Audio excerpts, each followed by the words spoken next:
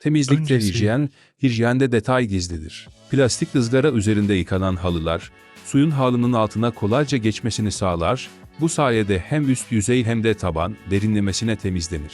Kir, çamur, deterjan kalıntısı, hiçbiri halının içinde kalmaz. Izgara sistemi, halının üzerindeki lekeleri görmemize ve alttan pis suyun akmasına yardımcı olurken, bu da hem hijyenik hem de hızlı bir Leke kuruma çalışması. süreci demektir.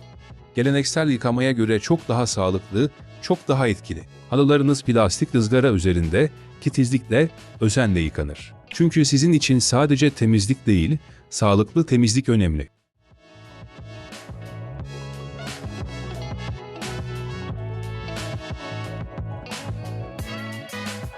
Astar yıkama.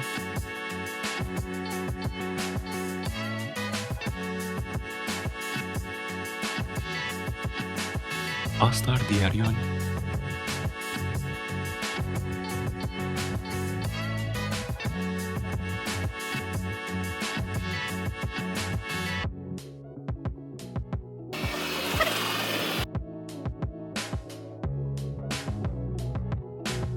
Sonrası